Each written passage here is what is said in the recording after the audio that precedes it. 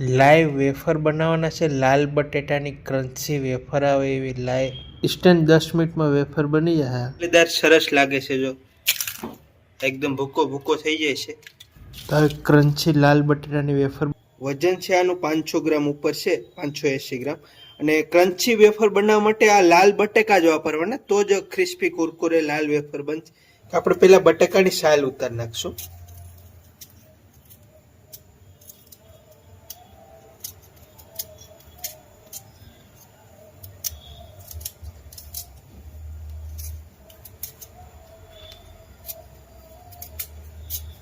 લાલ બટાકાની છાલ ઉતારી દીધી છે.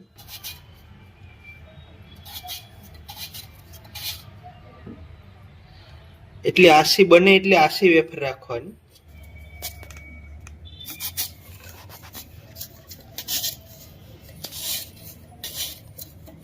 આવી રીતે આપણે 500 ગ્રામ બટેકાને છીણી દઈએ છીએ પેલા.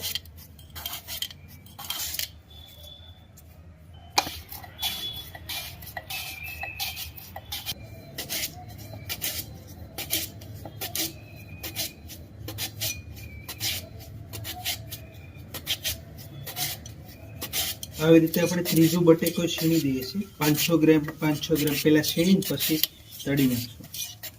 તો બધા બટેકાને આપણે આવી રીતે છીણી દીધા છે, એટલે આછા રાખવાના. હવે આપણે આને તળી નાખીએ. તેલ પેલા ગરમ મૂકી દીધું છે આપણે.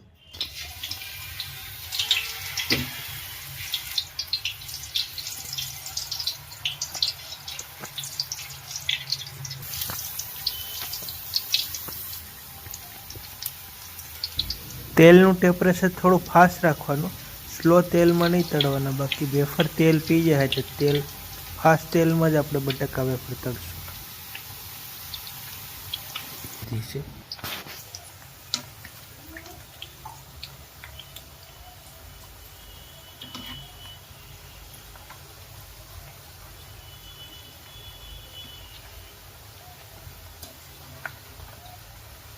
બધી વેફર આપણે પૂરી દીધી છે.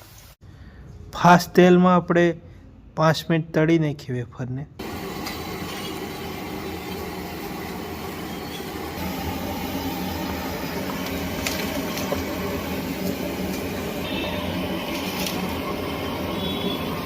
તો મિત્રો જો ઇન્સ્ટન્ટ આપણી લાલ વેફર તૈયાર થઈ ગઈ છે. એટલી ક્રિસ્પી કુરકુરે બની છે. આનું આપણે વજન જોઈ લઈએ કેટલું બન્યું. આમાં આપણે વેફર લીધી છે ને મૂકીએ છીએ. 182 ગ્રામ વેફર બની છે 500 ગ્રામ બટેટામાંથી.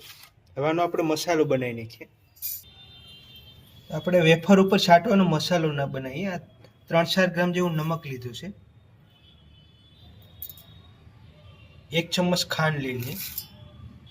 એટલો આપણે સંચર પાવડર લઈએ છીએ, કાલા નમક.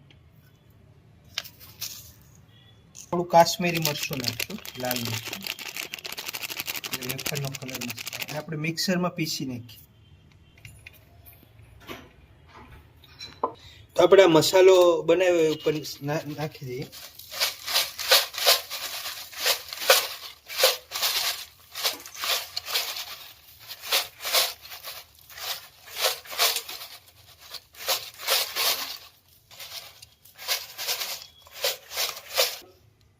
મસાલો લઈ તો એકદમ સરસ ટેસ્ટ આવે છે, દેખાવ આવે છે. તો જો તો કેટલી મસાલેદાર સરસ લાગે છે. જો એકદમ ભૂકો ભૂકો થઈ જાય છે.